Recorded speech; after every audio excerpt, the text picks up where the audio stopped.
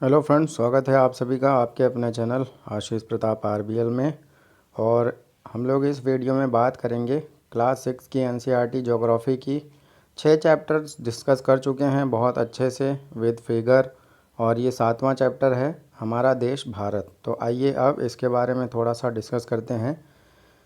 परिचय एवं स्थित। क्षेत्रफल की बात करें तो 32.8 लाख वर्ग किलोमीटर क्षेत्रफल है हमारे देश भारत का।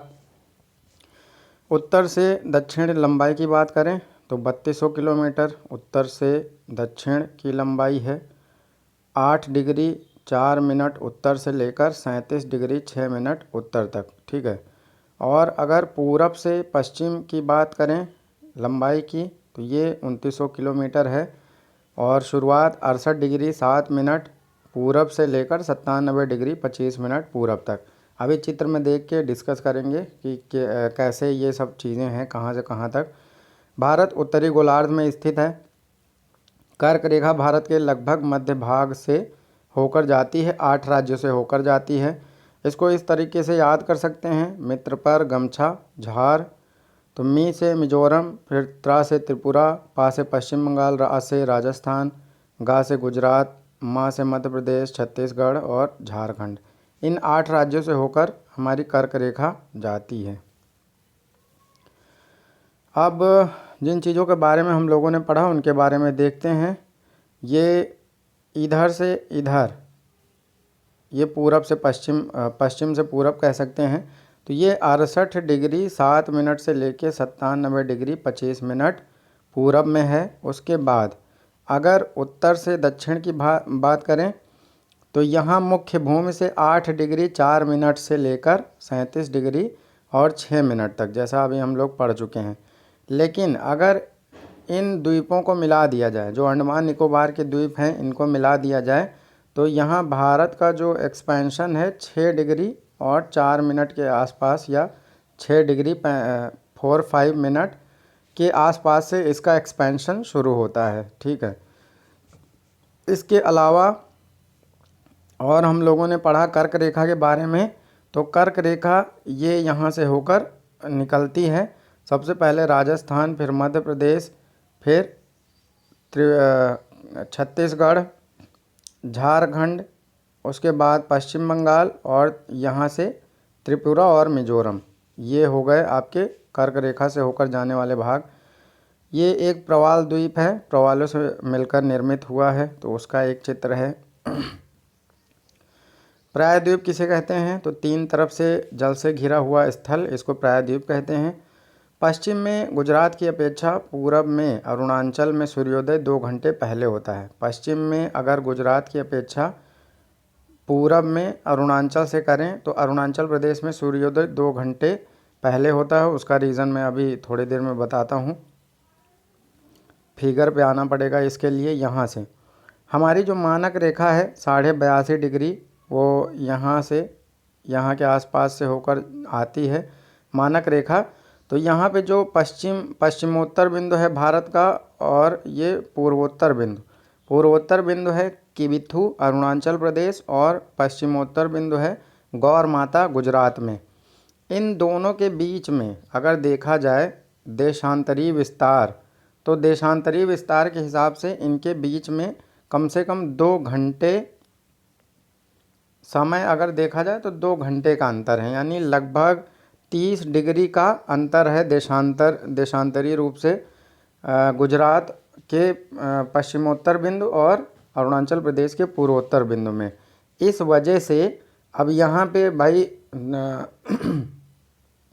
मान लीजिए 6 बजे यहाँ पे सूर्योदय हो जाता है, तो वही यहाँ पे फिर 2 घंटे बाद या 8 बजे होगा। तो इस वजह से कहा जाता है कि यहाँ अरुणाचल प्रदेश में जो सूरज निकलता है वो 2 घंटे पहले निकलता है, सूर्योदय 2 घंटे पहले होता है। भारत का मानक यामोत्तर 82.5 डिग्री यानी 82 डिग्री 30 मिनट पूरब में है। भारत के पड़ोसी देशों की अगर बात करी जाए तो अफ़गानिस्तान, पाकिस्तान, चीन, नेपाल, भूटान, बांग्लादेश, म्यांमार, जिनको अभी हम लोग चित्र में देखेंगे, कुल 7 देशों की स्थलीय सीमाएं भारत को स्पर्श करती हैं। भारत में कुल राज्य 28 हैं और केंद्र शासित प्रदेश 8 हैं। अब कुछ लोग कह रहे होंगे कि सर जी 8 कहाँ है, ये तो 9 हैं। तो मैं आप लोगों को बता दूं 26 जनवरी 2020 को 2 केंद्र शासित प्रदेशों को मिलाकर एक केंद्र शासित प्रदेश बना दिया गया है। वो है दादरा नगर हवेली और दमन दीव। इन दोनों को जोड़ के एक ही केंद्र शासित प्रदेश बना दिया गया है। सबसे पहले अगर शुरुआत से बात करी जाए तो हमारे यहाँ भारत में 29 राज्य और 7 केंद्र शासित प्रदेश हो गए थे। 29वां जब तेलंगाना बना हुआ था तब। लेकिन अब इसमें 29 राज्यों में एक जो जम्मू कश्मीर था, उस जम्मू कश्मीर को यहाँ से हटाकर और उसमें से 2 केंद्र शासित प्रदेश बनाए गए, जम्मू कश्मीर और लद्दाख। ये 2 केंद्र शासित प्रदेश जब मिलकर बने तो केंद्र शासित प्रदेश हो गए 9 और राज्य कितने बचे? 28। अब राज्य तो उतने ही हैं, लेकिन केंद्र शासित प्रदेशों की बात की जाए तो 9 हो चुके थे।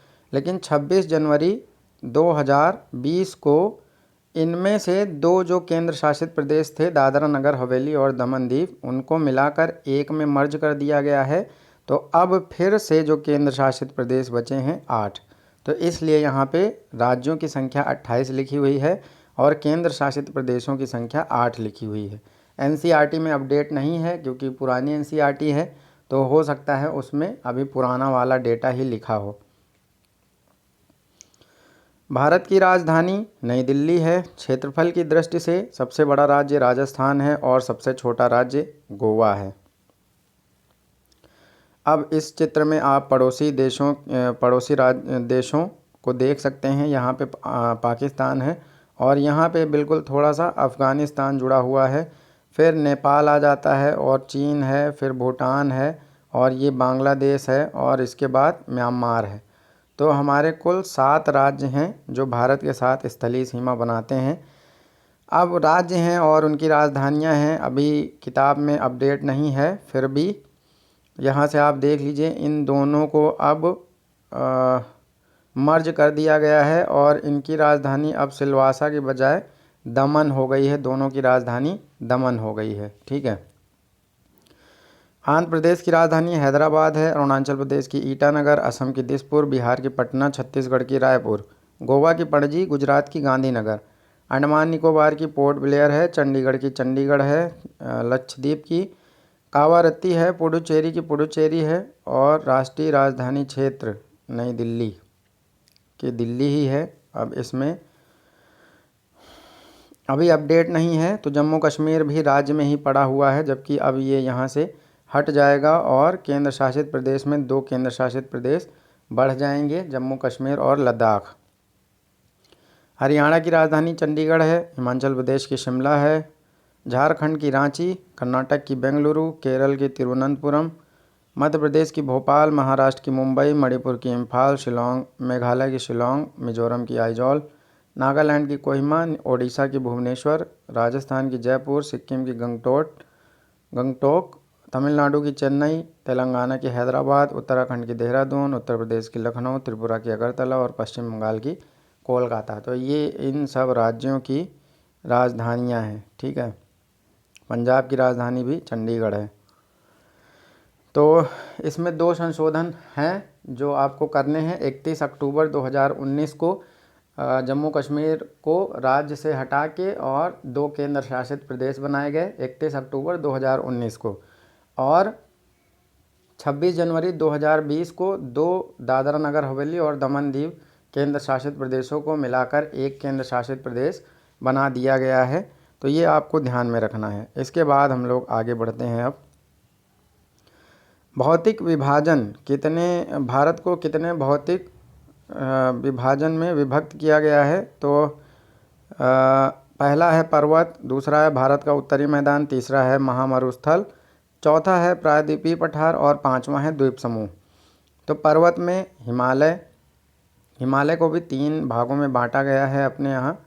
ये केवल हिमालय का हमने इसलिए जिक्र किया है, इम्पॉर्टेंट है और यहाँ से आपके क्वेश्चन बनते हैं। तो सबसे हिमालय के पहले भाग को कहते हैं बृहद हिमालय या ग्रेटर हिमालय, या इसको ही हिमाद्री कहते हैं। बृहद हिमालय या ग्रेट हिमालय या हिमाद्री। फिर बीच वाले को मध्य हिमालय या हिमांचल कहते हैं और सबसे नीचे वाले को शिवालिक कहते हैं।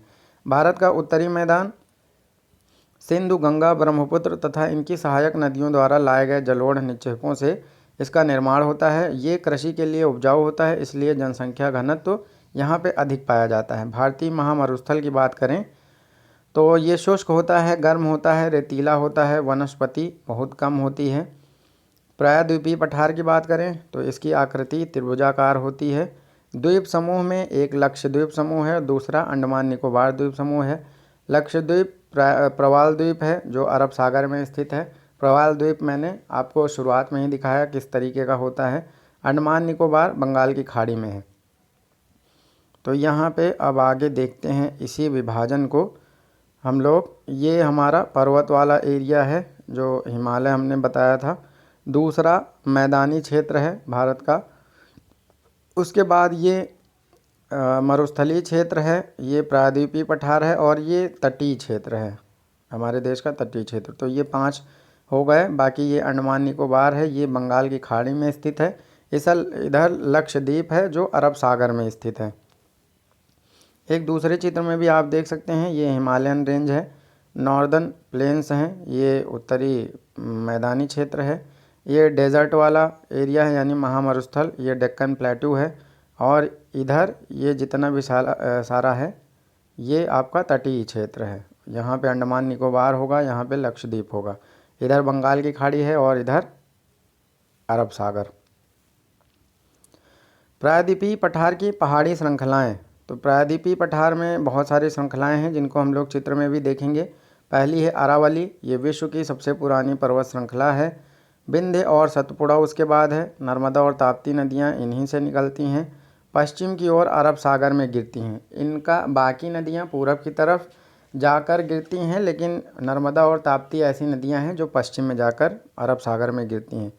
पठार के पश्चिम में पश्चिमी घाट या सह्याद्री और पश्चिमी घाट का जो विस्तार है वो एक समान है तथा पूरब में पूर्वी घाट है और इसका विस्तार बीच बीच में टूटा तथा असमान है। आइए इसको चित्र में देखते हैं।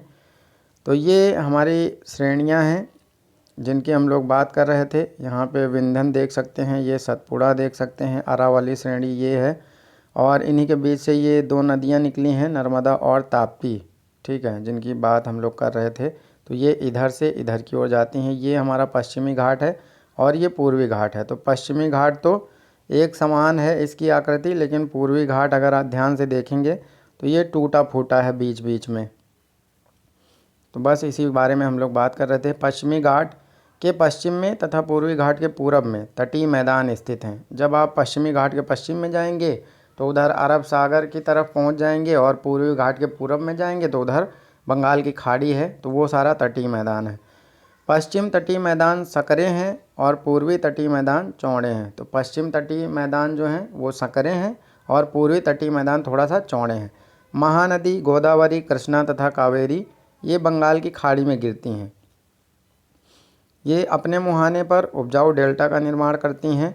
बंगाल की खाड़ी में गंगा एवं ब्रह्मपुत्र नदियों के मुहाने पर स्थित डेल्टा है सुंदरवन, ठीक है। सुनामी क्या होती है? तो ये एक विशाल सागरी तरंग है जो समुद्र तल पर भूकंप के कारण उत्पन्न होती है।